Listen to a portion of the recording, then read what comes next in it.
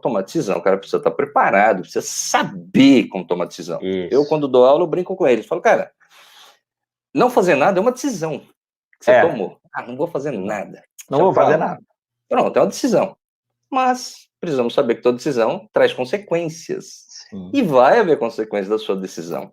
Seja a decisão de, por exemplo, ao invés de dialogar, maltratar, né, verbalmente, né, aquela agressão verbal, então vai ter consequência, como de simplesmente ignorar o acontecimento, como se você não estivesse presente, vai ter consequência.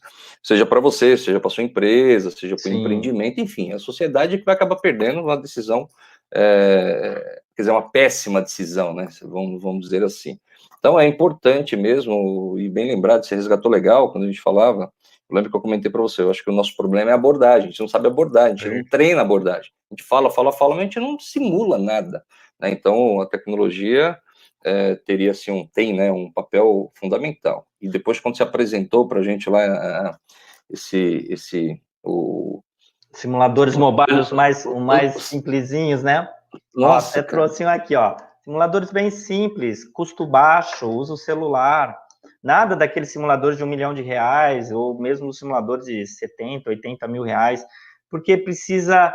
Primeiro passo, né, Teanes? O erro nosso foi há 25 anos atrás, no Brasil, querer trazer simulador de R$1 milhão para uma empresa de segurança privada. Isso não faz sentido. Isso é coisa bonita para aparecer no jornal, mas também apareceu uma vez só no Jornal Nacional, não aparece mais. Percebe? É muito caro como efeito de marketing somente. Então, se faz assim, primeiros passos mais maduros e contextualizando um conceito. O que eu queria destacar para você quando eu falo de conceito? Quando eu fui falar com os profissionais de gestão de pessoas das empresas de segurança, eles tinham, então, noções claras, claro, do treinamento de profissionais, e falavam muito do conceito do chá. Chá, conhecimento, habilidade, atitude. Olha que interessante, pessoal. Conhecimento, hoje, nós temos uma riqueza de fontes para gerar conhecimento. Uma apostila, uma videoaula, o próprio nosso trabalho aqui que estamos falando, né, no podcast aqui. Então, você tem várias formas de adquirir conhecimento, seja ouvindo, lendo, dialogando com outra pessoa, também é uma forma, né, de gerar conhecimento.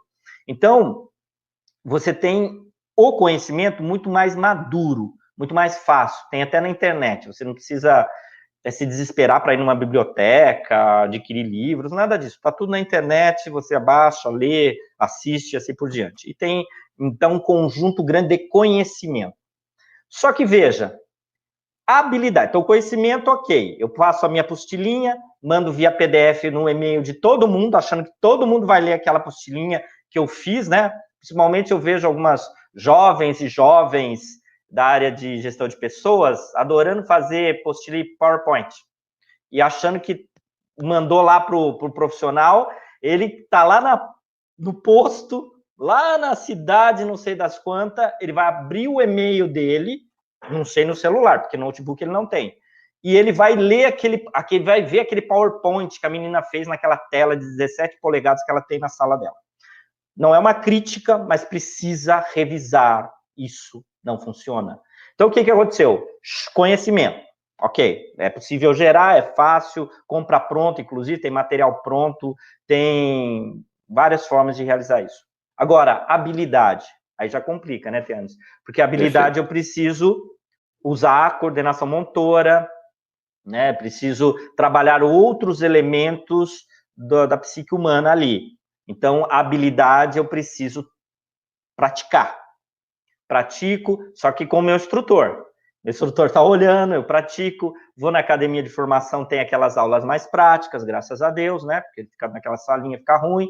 Então, eu pratico. Então, habilidade eu preciso praticar. Até para que eu tenha aquela memória muscular, certo? Então, eu tanto faço que eu fico craque naquilo, né? Eu sou surpreendido, mas como eu tenho memória muscular, eu já tenho algum tipo de atitude que faça com que a crise ali seja consumida mais rapidamente. Então, a habilidade sai mais caro. Às vezes, a habilidade, fazendo de novo trazendo o tiro para perto, eu tenho que mandar o cara lá dar os tiros lá no stand de tiro. Vou ter que gastar, mas é caro. Aí eu vou fazer ele uma vez só por ano, uma vez a cada semestre lá. Normal, não tenho dinheiro, queria que fosse toda semana. Né? Até para o profissional se desestressar, então não pode falar isso para os instrutores de tiro, mas ele vai lá dar os tiros e me senti bem. Graças a Deus. Mas não dá, é caro, é custoso, requer uma logística muito grande. Se esse disparo ocorre um acidental, fere alguém, dá punição para todo mundo, vai envolver, enfim, polícia, etc, etc. Então, a habilidade já fica mais difícil. Como é que eu vou praticar com esse pessoal? Como é que eu vou, então... Inclusive, tem situações que eu só consigo praticar simulando, né, Ternos? Porque tem atividades que eu não posso, eu tenho que... Perfeito. Simulação realística, teatro, né? Junta todo mundo, faz um teatro ali. Simulação virtual, reproduzo tudo isso de forma visual, auditiva, mas um custo mais baixo, né? E aí vem o ponto-chave que eu questiono eles. Chá é conhecimento, habilidade e a tal da atitude. Como é que você avalia e treina a atitude do profissional? Ali ninguém tem resposta. Então, mais ou menos há uns 4, 5 anos atrás, eu trabalhei tentando, né, envolver uma grande empresa da área de segurança, 65 mil funcionários. E convenci gerente, 3 diretores, no quarto diretor não consegui, que inclusive era um dos donos. Não saiu. O cara não acreditava em realidade virtual, não acreditava em nada disso. Era lá o diretor, tinha que respeitar, parou tudo. Depois de tanto trabalho, paramos na decisão de uma pessoa, porque ela decide, porque ela é dona. Não tem embasamento. Simplesmente, e era uma pessoa da área de TI, inclusive. Então, um coleguinha meu lá que fez o curso, ele falou, isso aí não funciona. Eu sou da área, isso aí não funciona. Então, decisão está feita. Só que, olha que interessante, a pergunta-chave é que ele se apegou muito ao meio, né, à ferramenta. Realidade virtual, simulador, essas coisas. Mas a pergunta que ele também não respondeu é como é que você treina as atitudes dos seus profissionais? E 65 mil é muita gente para você treinar atitude, não é? Como é que você faz isso? Não faz. Porque a atitude, na verdade, eu chego para você, como aluno, né? E eu, instrutor, e te pergunto, certo ou errado? Aí é óbvio que você vai responder o que é certo, o que a empresa quer escutar. Você vai responder o que factivelmente não vai pôr você para fora da empresa. Então, você vai, muitas vezes, mentir, porque não é a real atitude que você teria. Então, como é que se avalia a atitude, Terence? Esse é o ponto-chave na nossa área. Nós focamos muito em conhecimento, proporcionamos um mínimo de habilidade, mas é o que dá, não é? Porque não temos dinheiro, isso é importante comentar. Nossa área de segurança requer muitas práticas, onde tem custos envolvidos, e esse custo não é absorvido pelo cliente, muitas vezes. Nós temos que pôr lá, você quer que a gente treine o cara aqui, eu vou ter que botar aqui mais dinheiro aqui para eu poder treinar. Então, veja, o contrato está lá, o serviço, e ter a parte de treinamento do profissional, para poder atender bem, né, o nosso cliente, mas a gente, como empresa, não tem como absorver, empresa de segurança, por exemplo, ou de facilities, então tem como ficar absorvendo esse treinamento continuado, né, essa qualificação e avaliação continuada. Então, veja, a atitude ficou de fora. Então, do chá que a gente prima tanto e que os profissionais de gestão de pessoas trabalham profundamente, o a gente não consegue fazer. Foi aí que, há uns 3 anos atrás, esse projeto que eu comentei com vocês do PIP-FAPESP, né, de R$1 milhão, né, 2 anos e tal, ele foi muito mais nessa linha, de como é que a gente consegue avaliar o profissional. Por quê? A atitude dele. Quando eu falo avaliar, é a atitude dele. Porque o conhecimento, beleza, eu até posso fazer chamada oral, provinha, etc. Mas conhecimento, beleza, ele até tem. Lembra os nossos alunos lá de graduação? Gestão lá de segurança e tal? É conhecimento. Vai lá, faz a prova. Alguns colam, né? Não pode, mas colam, e etc. Aí o que acontece? Habilidade. Temos que fornecer. Tem os mais proativos que fazem isso até do final de semana, vão nos stands, vão treinar lá uma arte marcial, vão trabalhar esse tipo de, enfim, que a carreira, né, exige, de certa forma. E a atitude, você depende diretamente da pessoa em 1 segundo, naquela hora, naquele momento. Então, muitas vezes você tem lá uma transportadora de valores maravilhosa, só que na hora do embate, a dificuldade está no quê? Na atitude do profissional. Ele não tem atitude que foi treinado. Aí fica todo mundo se olhando, os instrutores se olhando e falando, mas como nós vamos fazer? Como é que a gente vai avaliar a atitude dele antes de ocorrer a situação? Foi aí que eu quero destacar para vocês que um caminho para treinar o atitude foi a questão de você simular a situação antes. Não é verdade? Se eu simulo uma situação e essa situação é exposta para aquela pessoa, eu vou pelo menos poder ajudar ou acompanhar a atitude que ela tem. Então, vou dar um exemplo para vocês. Eu estava acompanhando uma equipe, um grupo de alunos, na primeira vez que ele está atirando. E um dos revólveres lá, 38, emperrou. E era uma moça lá, emperrou. E ela se apavorou. Só que, assim, demos uma sorte, porque ela meio que largou abruptamente a arma. Podia até disparar, mas 38, claro. Mas ela largou e ficou muito nervosa, porque ela tentava apertar o gatilho e não conseguia. Então, veja, nós tivemos que expô-la, né, no caso, numa situação real, tá lá com uma arma, fogo, projétil real, né, então, para treinar a habilidade dela. Mas, veja, nós nunca esperávamos que a atitude dela, por ter emperrado o cão da arma, fosse X.